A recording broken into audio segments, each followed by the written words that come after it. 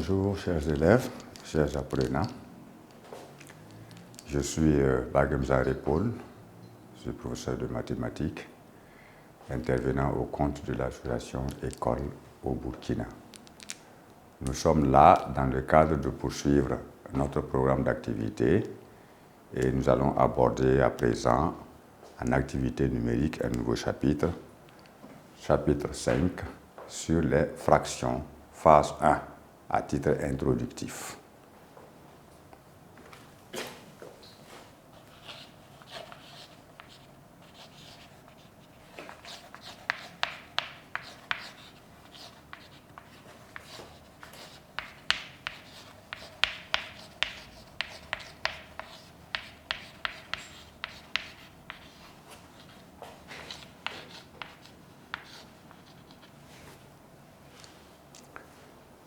Alors, dans ce chapitre, il n'y a pas grand-chose à dire, mais il y a tout de même des aspects très importants que vous allez pouvoir découvrir et pouvoir utiliser par la suite. Nous abordons un grand 1 que nous appelons écriture fractionnaire.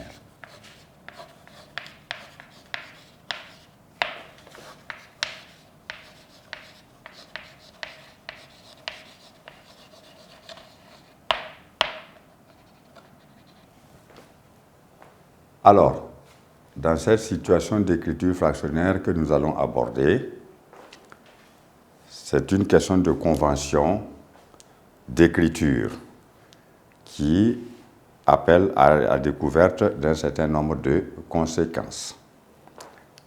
En petit 1,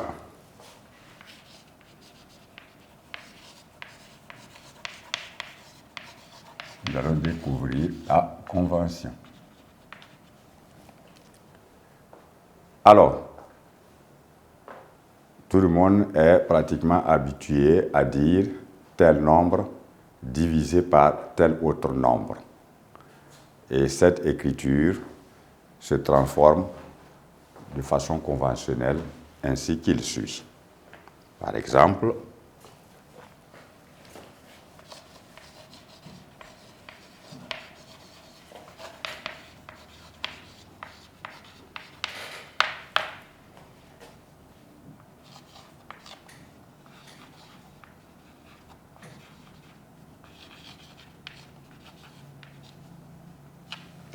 lorsque l'on écrit 3,9 divisé par 2,5, à l'école primaire, vous avez vu comment vous pouvez poser et effectuer une telle opération de division. Parlant donc de fraction ou d'écriture fractionnaire, alors nous pouvons écrire cela.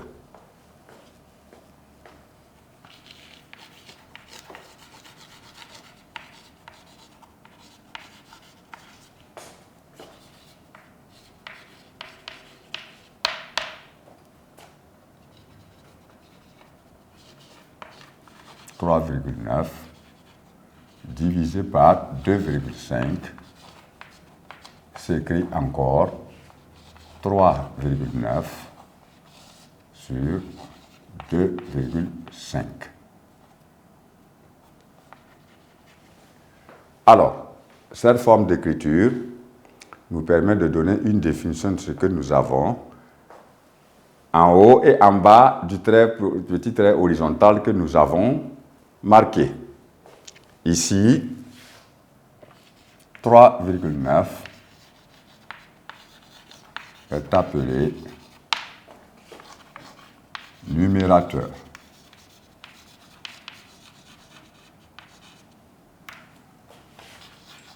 Et 2,5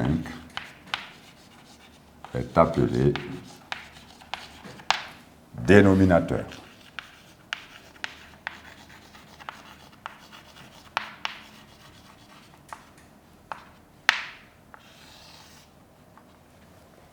Alors, à présent, nous voyons donc que lorsque nous disons 3,9 sur 2,5, composé donc d'un numérateur et d'un dénominateur, nous disons que nous avons une écriture fractionnaire.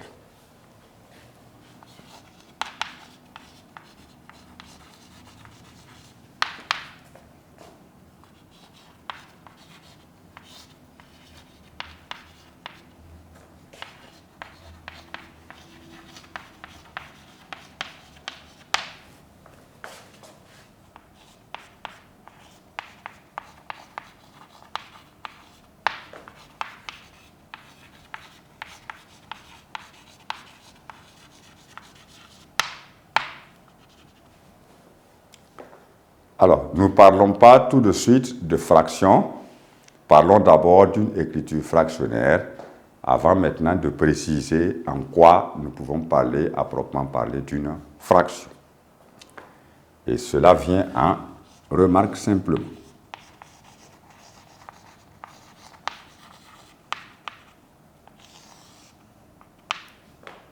Qui va s'intituler simplement en 2 points. Si A, petit a et petit b sont 2 nombres décimaux,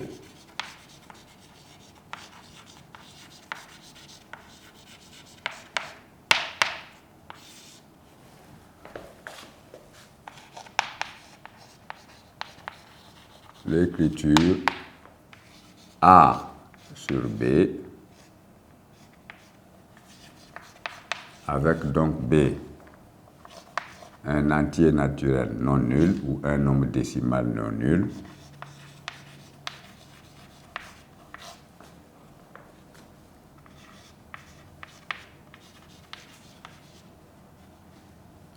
c'est une écriture fractionnaire.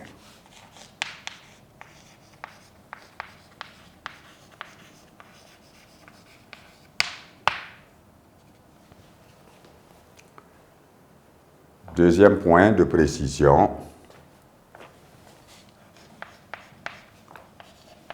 si petit a et petit b sont 2 entiers naturels,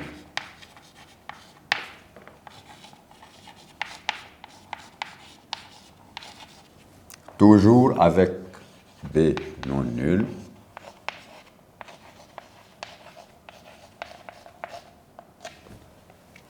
alors l'écriture A sur B est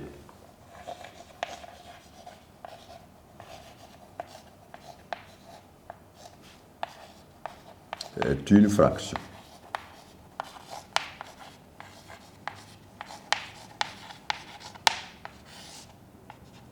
On ne l'appelle plus ici écriture fractionnaire, on l'appelle simplement une fraction. Pour qu'on fasse la nuance entre une écriture fractionnaire et une fraction. Lorsque vous parlez d'une fraction, le numérateur et le dénominateur sont tous les deux des entiers naturels. Il n'y a pas de nombre décimal pur à proprement parler. Alors, à travers donc cela, nous allons découvrir donc quelques petites conséquences dans cette convention.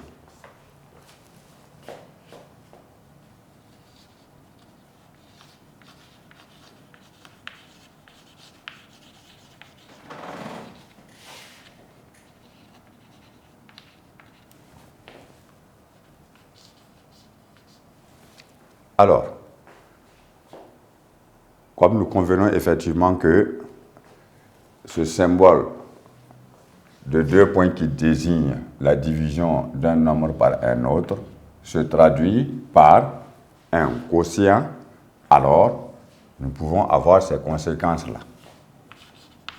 Si A est un nombre décimal,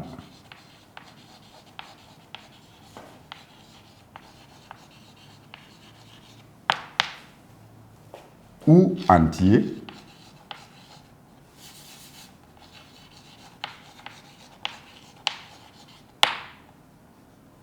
naturel,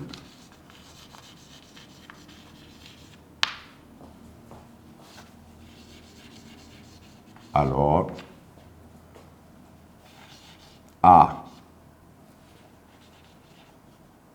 égale A divisé par 1 qui est égal à A sur 1.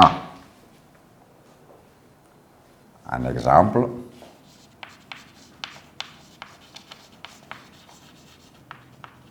si vous avez 5, il est encore égal à 5 divisé par 1, qui est encore égal à 5 sur 1. Si vous avez 13,2, il est égal à 13,2 divisé par 1, qui se traduit par 13,2 sur 1. Alors, ça c'est l'une des premières conséquences que nous pouvons avoir dans une écriture fractionnaire qui peut se transformer sous la forme d'une fraction. C'est pour dire ici que lorsque vous écrivez n'importe quel nombre au monde, qu'il soit un nombre entier ou qu'il soit un nombre décimal pur, il constitue une fraction ayant pour dénominateur 1. Et cette façon de disposer l'écriture vous permettra plus tard de savoir manipuler les fractions afin de les rendre au même dénominateur pour en faire une addition ou une soustraction. Deuxième conséquence, si vous avez un nombre B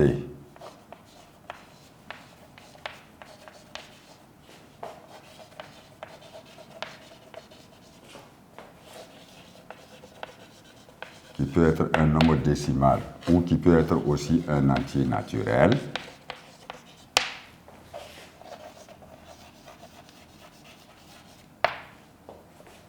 alors on peut écrire ça.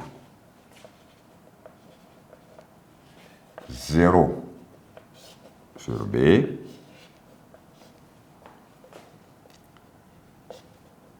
c'est égal à 0.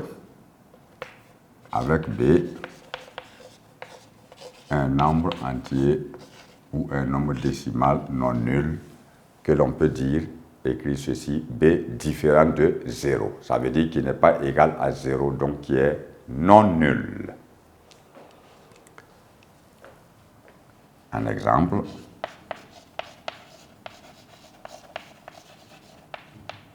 Si vous avez 0 sur 13, c'est égal à 0. Vous pouvez avoir 0 sur 8,5, c'est toujours égal à 0. Voilà une deuxième conséquence que nous pouvons découvrir dans les différentes formes d'écriture fractionnaire ou dans les différentes formes d'écriture de fraction. Alors, à partir de ce que nous venons de découvrir dans les conventions par rapport aux notations et les différentes conséquences que cela implique, nous allons voir maintenant en petit 3 ce que nous appelons fraction décimale.